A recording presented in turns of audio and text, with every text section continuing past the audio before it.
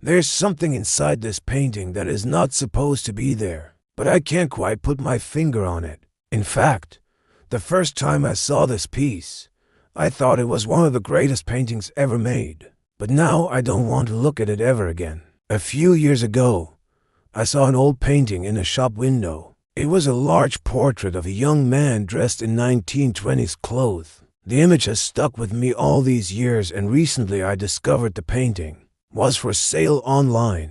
So I went to the seller's house to take a look. The room the painting was in was dim, and the only source of light was coming from a bare bulb hanging from the ceiling. When I first laid eyes on the painting, I felt an instant connection to it. As I walked toward it, I noticed the subject's eyes seemed to be following me. I didn't think much of it at the time, assuming it was just an optical illusion caused by the dramatic chiaroscuro lighting. As I got closer still, I could make out every detail in the man's face. He was handsome in a slightly effeminate way. There was something about his smile that suggested he wasn't being entirely honest. The seller, a balding, middle-aged man with watery blue eyes, stood awkwardly close behind me, clearing his throat loudly. He said, "What do you think?" I forced a smile and said, "It's incredible. Can I hang it somewhere and take a closer look?" "Of course," he said, leading me into the living room. I had him hang the painting on the wall, and then I stepped back to admire it. And that's when I realized something terrifying. The eyes weren't playing tricks. They were actually following me around the room. I spun around to face the painting again and saw the man staring directly at me. I thought, how is that possible? The seller was watching me with undisguised alarm in his eyes. "You all right, mate?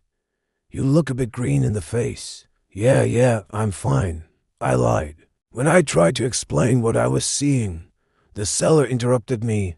"Oh, that? Yeah, everyone who comes to see the painting says the same thing. It's uncanny, isn't it? But it's just a trick of the light. Nothing more than that." I turned back to the painting and tried to shake off the growing sense of dread that was settling in my stomach. I needed to buy this painting, no matter how much it cost. I couldn't leave without it. I told the seller I wanted to buy it, and we agreed on a price. As I walked out of the house with my prize, I couldn't stop thinking about those eyes. I get it, it's a creepy story so far. Stick around because things are going to get worse. That night, I hung the painting over my fireplace. I had barely settled down with a cup of tea when I saw the painting shift in the corner of my eye. The figure was standing up, stretching, and then he was walking off the canvas. I gasped and dropped my teacup. As I stared at the spot where the painting used to be, I thought I saw a dark outline of the man sitting on my sofa. I rubbed my eyes and told myself it was a trick of the shadows. Next morning, I woke to find the painting had shifted again. This time the man was lying face down on the floor. His legs were splayed out like he'd been shot or stabbed, and when I leaned closer, I saw blood seeping out from under the canvas. I ripped the painting off the hook, intending to throw it in the bin outside. But as I did, the eyes followed me around the room once more. My heart began to race. I was both terrified and strangely entranced. Before I knew it, I had nailed the painting back onto the wall. That night, as I was getting ready for bed, I heard footsteps pacing back and forth on my roof. I went to the window and saw a dark, hunched figure standing in the moonlight. Whatever it was tall and thin, like a scarecrow. Then it disappeared. I lay awake in bed staring at the ceiling, my mind racing.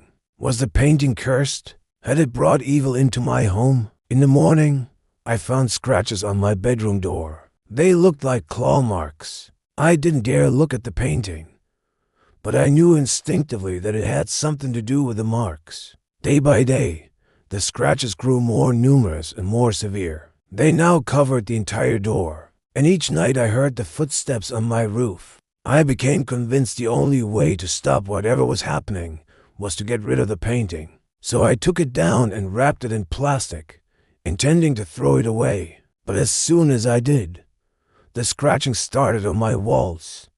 spreading across my ceiling. I decided to burn the painting, but just as I was about to set it alight, the flames turned green. Startled by this sudden development, I blew them out and ran out of the house. I sat on the curb outside my home, unsure what to do. That's when I saw a woman walking toward me. She was tall and slender with long, flowing hair. Her skin was unnaturally pale, almost translucent. She stopped in front of me and said in a voice like rustling leaves, "Why have you taken my lover from me? Who are you?" I asked. "And why does this painting keep changing?" "He was taken from me 100 years ago, ripped from the canvas and burned to death by those who feared him," she said. "Now he is mine again, and no one will stop us from being together." I watched in horror as the woman reached out and touched the painting. The image rippled like water and the man stepped out of it. He was skeletal, his flesh hanging in strips from his bones. One of his eyes was milky white, but the other glowed green. He moved toward me and sank his long, sharp teeth into my arm. I screamed and thrashed about, trying to free myself from his grip, but his bite was like a branding iron searing my skin. And then everything went black. These days, I wake up every morning next to a cold, dead body in our bed. Sometimes the body is his and sometimes it's mine. We are cursed to spend eternity together, and every night we hear the footsteps on the roof. It's the sound of our eternal damnation. But I'll tell you what, if you want to see another scary story, click the video on screen now.